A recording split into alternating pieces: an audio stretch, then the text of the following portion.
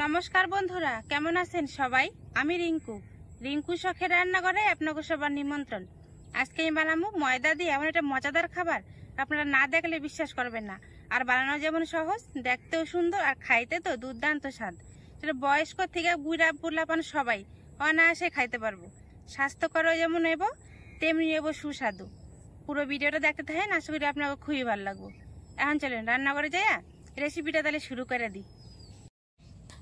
এই ছোট একটা বাটি নিছি, এই বাটি মাপে আমি 1.5 বাটি ময়দা হন একটা বড় বাটির মধ্যে নিয়ে নেব।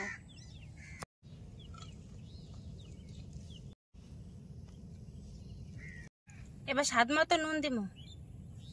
ময়দার সাথে নুনটা ভালো করে হাত দিয়ে আগে মিশাই নেব, তারপর অল্প অল্প জল দিয়ে যেমন রুটি খাই রুটির মতো করে ময়দাটা ছেনে নেব।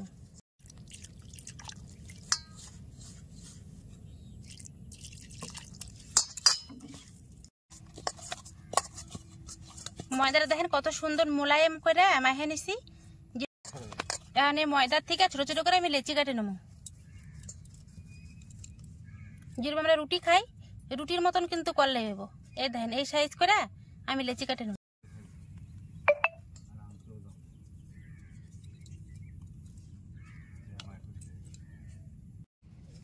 চাটুর উপরে অল্প একটু ময়দা ছড়াই নিলাম।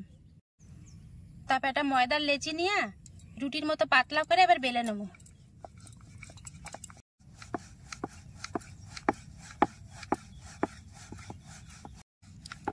আমার রুটি বেলা হয়ে গেছে। গলি হইতে এমন কোনো কথা নাই, কিন্তু বেকাতার হলেও কোনো সমস্যা নেই। এবারে রুটিটা আমি ছুরি দিয়ে কাটে নেব। প্রথমে 4 কোনা থেকে একটু ফেলাইয়া এটা একটু 4 কোনা করে নেব।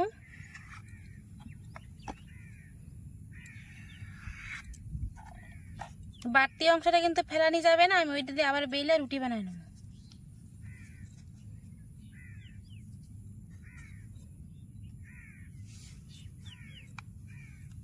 বন্ধ। এবার ছুরি দিয়ে আমি এটাতে মাঝখানতে 2টা খণ্ড করে নিলাম। এই দেন 1 2 3 3 ভাগ হইলো। আর চারুটা ঘোরাই নিয়ে আমি এটাও আবার 3 ভাগ করে নেব।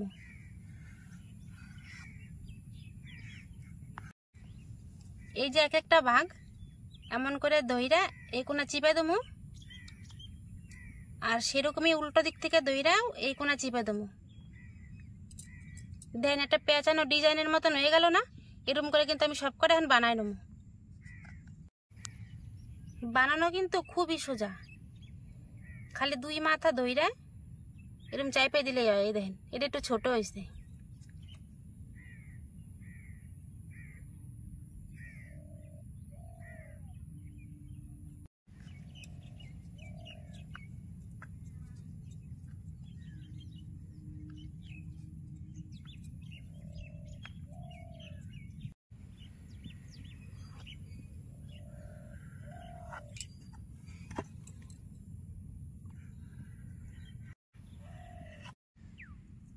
দেখেন বানানো এত সহজ, একটু সময়ের মধ্যে দেখতে দেখতে আমার সবকটা প্রায় বানানো হয়ে গেল গা।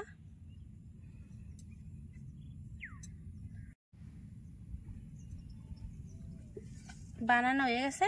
এবার আমি উনানটা ধরাই নেব।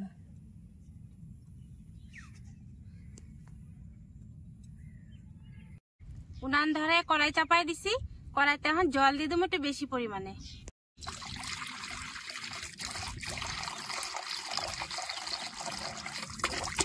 কড়াইয়ের জল দেখেন কত সুন্দর গরম হয়ে গেছে, বাষ্প উঠতে শুরু করে দিছে।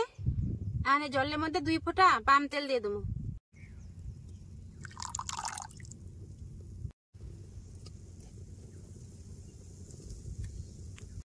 জলের মধ্যে তেল দিয়ে ভালো করে জাল করে নিছি। এবারে এই যে সুন্দর ডিজাইন করে রাখা জল খাবারটা আর জলের মধ্যে দিয়ে দেবো। এটা কিন্তু জল গরম করে দিতে হইব, ফুটন্ত জলে। ঠান্ডা জলের মধ্যে দিলে কিন্তু দলা হয়ে যাবো আর ভাঙা যাওয়ার সম্ভাবনা বেশি থাকবো।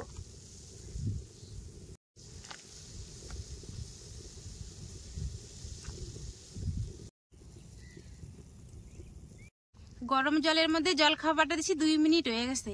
এর মধ্যে কিন্তু কোনো নাড়া ঠাড়া দেবেন না, আমিও দেই নাই। এখন দেখুন জল খাবারটা কেমন পরিমাণে হয়েছে। বেশিরভাগগুলোই দেখেন নিচ থেকে উপরে বাইসা উঠছে। আলতো একটু নাড়াচাড়া দিয়ে দিবেন। আর এটা সিদ্ধ হতে বেশিক্ষণ লাগবে না, মিনিট 3 লাগবে, তাহলে পুরোপুরি সিদ্ধ হয়ে যাবে। আমি মোট 4 মিনিট ভালো করে এগুলো জাল দিয়ে ফোটায় নিছি। দেন কত সুন্দর সিদ্ধ হয়েছে। এবার ছাঁকনি দিয়ে ছাইকে এগুলো উঠায় নেব। যেটুক বড় বড় করে বানাইছিলাম সিদ্ধ হয়ে তার ডবল হয়ে গেছে গা।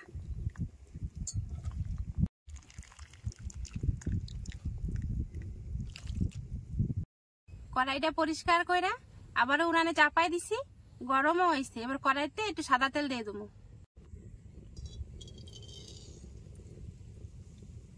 কড়াইয়ের তেলের মধ্যে 2টা ডিম ভাঙে এখন দিয়ে দেবো।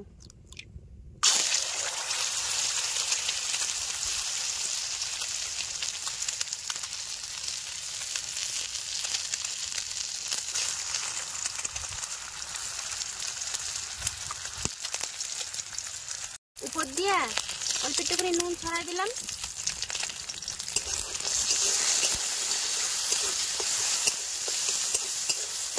নাড়িয়ে আমি সুন্দর করে ভাজে নেব।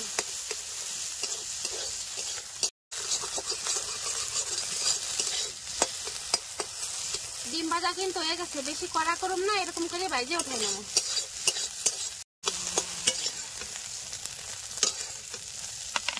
কড়াইতে আবারও সাদা তেল দিয়ে দেবো।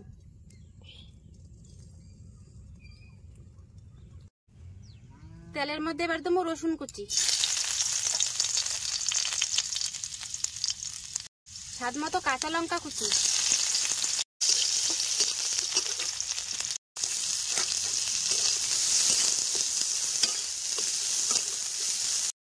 এবার দেবো স্বাদ মতো নুন।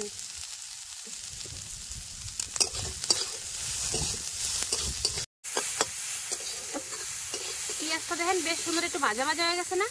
এবার দেবো ক্যাপসিকাম।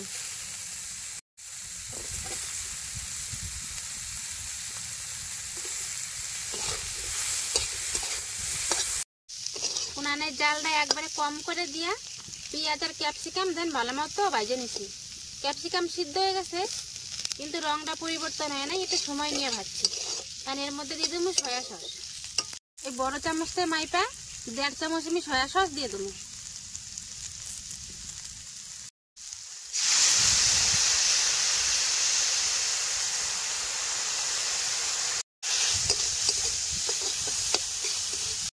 এই 1 চামচ মাপে 2 চামচ দিয়ে দেবো টমেটো সস।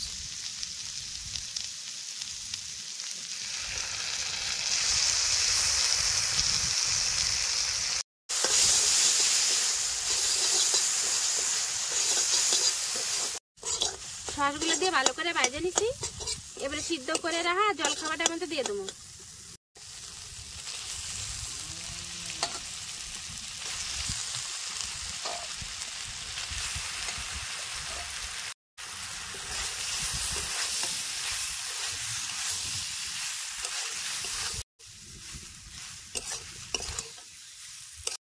সবকিছু দিয়ে দেখেন বেশ সুন্দর একটু ভাজা ভাজা করে নিছি, কত সুন্দর রং হয়েছে না?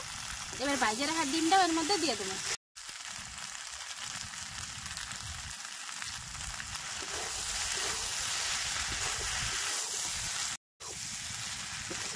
জলখাবার আমার তৈরি হয়ে গেছে, এবার আমি নামাই নেব।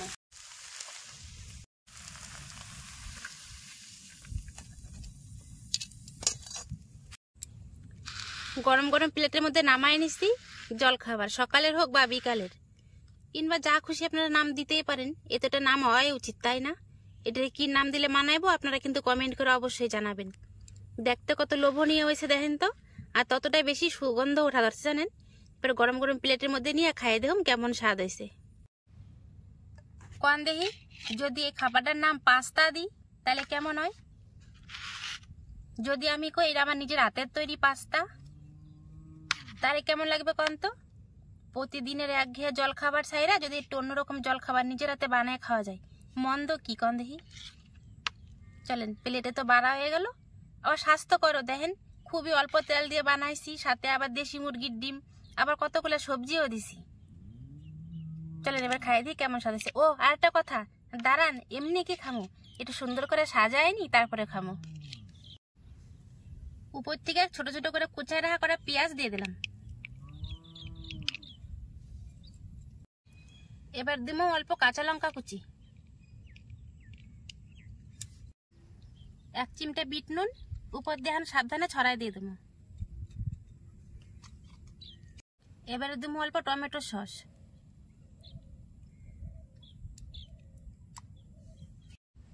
রেডি হয়ে গেছে আমার পাস্তার প্লেট সাজানো। আপনারা কন দেখি কেমন হয়েছে, কতটা লোভনীয় লাগা ধরছে। এবারে চলেন খাইয়ে দেখুন কেমন স্বাদ হয়েছে। দেখলেন তো কত অল্প সময় আর কম খরচের মধ্যে দারুণ শুধু নিজের হাতে তৈরি পাস্তা বানিয়ে নিলাম। দেখেন কত সুন্দর লোভনীয় দেখান ধরছে। আর একটা কথা জানেন তো, বিকালবেলায় নদীর ধারে বৈশা ঠান্ডা ঠান্ডা হাওয়া আর তার সাথে পেটে হালকা খিদা নিয়ে গরম গরম নিজের হাতে তৈরি পাস্তা এবার খাইয়ে দেখি। আর এত সুন্দর এটা সুঘ্রাণ উঠতেছে না, দারুণ যে সয়া সসটা দিছি সেটারই দারুণ একটা গ্রান উঠা ধরছে।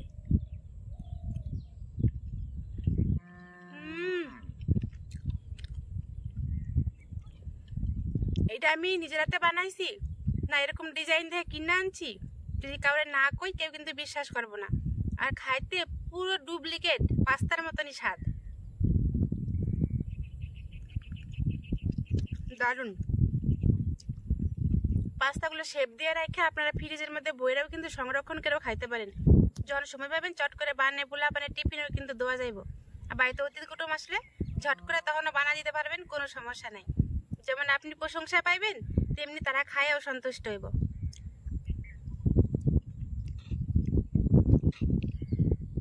যদি আমার সহজ রেসিপি আপনাকে ভালো লাগে তাহলে অবশ্যই এটা লাইক কমেন্ট শেয়ার আর সাবস্ক্রাইব করে দিবেন। আর ফেসবুক থেকে দেখলে ফলো করতে যেন ভুলেন না।